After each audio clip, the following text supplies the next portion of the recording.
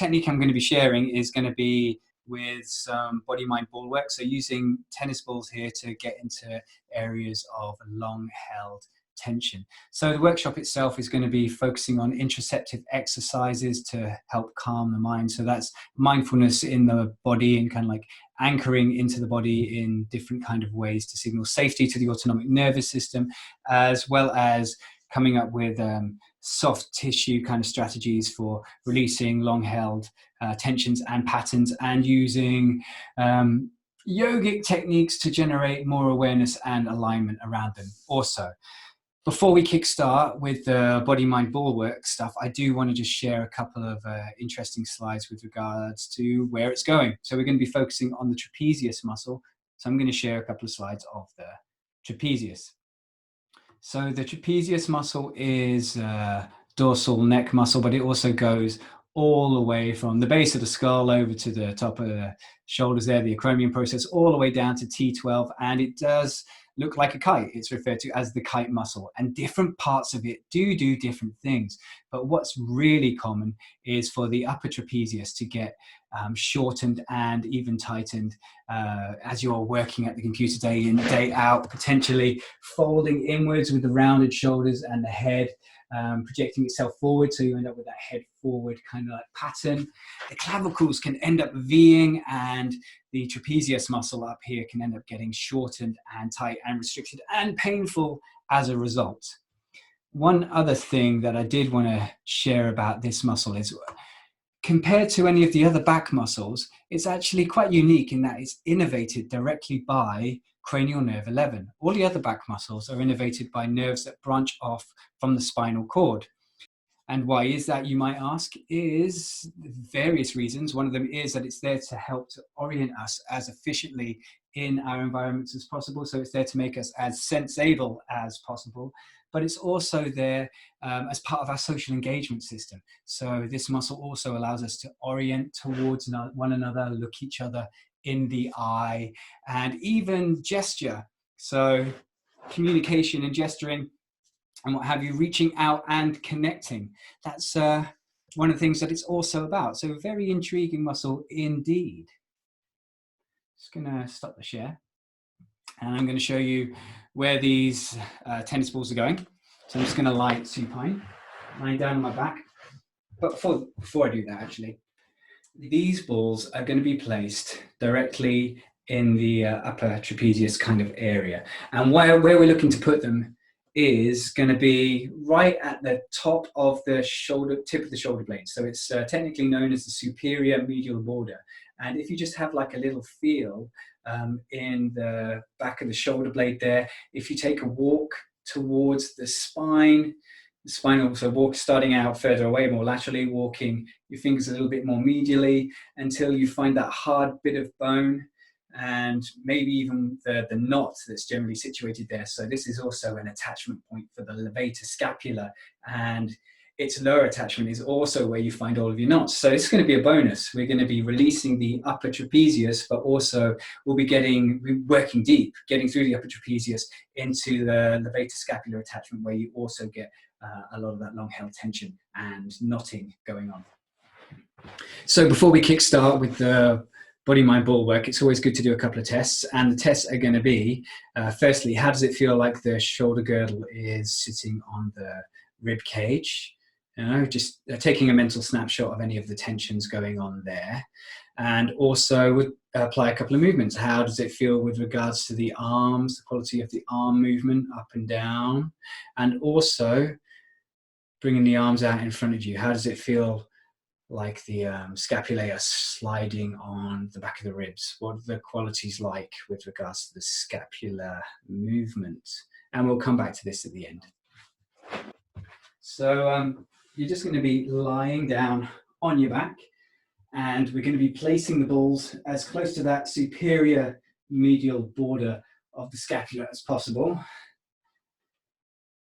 Okay, and then once they're in there, you're going to just place the hands on the floor overhead. If this is too much for you, then you can just literally just place your hands on your forehead in this oh my gosh kind of position. Otherwise, if not, just here is fine.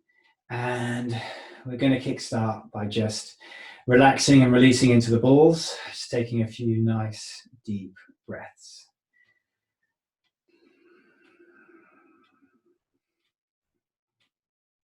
And then when you've relaxed onto the balls, we're just going to proceed with a couple of really nice, interesting movements.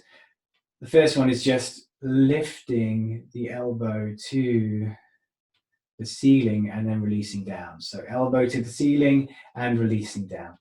This is just a nice little warm-up exercise, and it really gets the scapula moving and starts releasing the tension in the upper trapezius.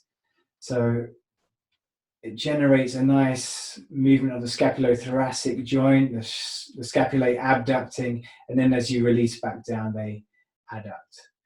So motion is lotion, and this kind of movement is priceless.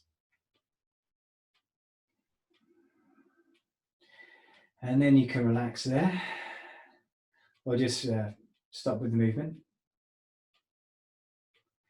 And next, you can interlock your fingers, and just placing your arms overhead, like so. And just surrender into the balls. If that's too much for you, you can also just have the arms out to the sides, okay? That will still have quite a powerful effect on releasing the tissues of the upper trapezius, okay? So interlocking the fingers, placing the arms overhead, and then just take a few deep breaths here. And after you've taken a couple of deep breaths, then you can just start proceeding with some gentle side-to-side movement. So some gentle side-to-side movement, which is moving from where the balls are pressing. So you're moving from where the balls are pressing.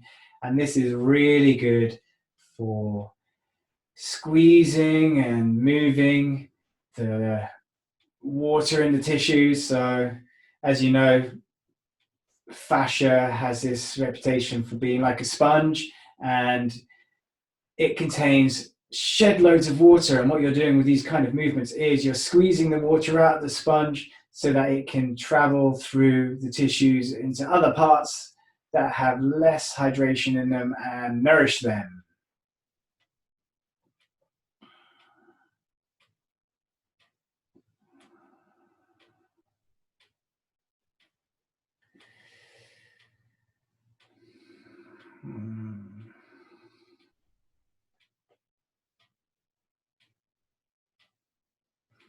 So once you've surrendered onto the balls, then you can start with this gentle movement from side to side. And this is really good for getting the tissues moving and releasing the tension also. It's a great way of getting deep into the fascia. So fascia has lots of water within it, and it has these sponge-like qualities. And what you're doing is you're squeezing the water out of the sponge and moving it to other parts of the tissue that might need more hydration and might be more dehydrated. So it really gets the liquid moving. Motion is lotion.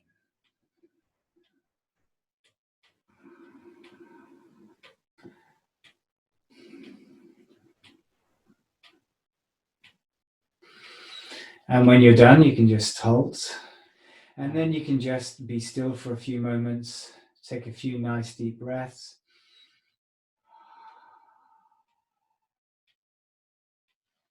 Okay, and you can just roll to one side. If you wish to just take this a little bit further, you can also do it with a block to elevate your seat so that you can orient yourselves at a deeper angle into the balls to get an even deeper release in the trapezius.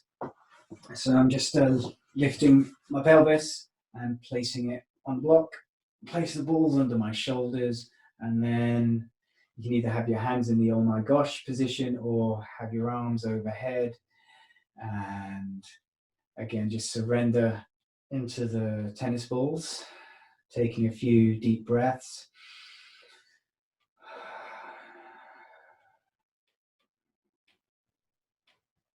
And then when you're ready, you can just start again with that kind of like movement from side to side. That transverse kind of movement is particularly good for wringing out the tissues, hydrating and nourishing them, as well as stimulating various sensory receptors. So we have all of these different mechanoreceptors and sensory receptors within the fascia. It's also known to be one of our richest sensory organs, and they also communicate with the autonomic nervous system, and working the tissues in this way can generate vagal tonicity and also help communicate with the hypothalamus, having an overall calming effect on the sympathetic nervous system and activating the parasympathetics. So there's so many benefits of working the tissues in this way. And when you're done, you can just come to a halt, take a nice deep breath, exhale, and release the balls.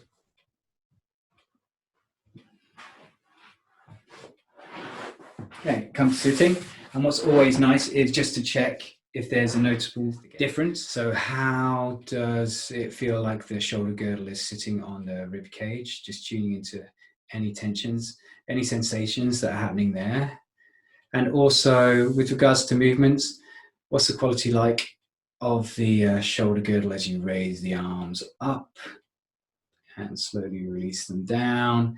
And also, how do they feel when you just reach your arms out in front of you as if you were to hug someone? Tuning into the qualities all the way from the fingertips all the way to the back of the shoulder blades themselves.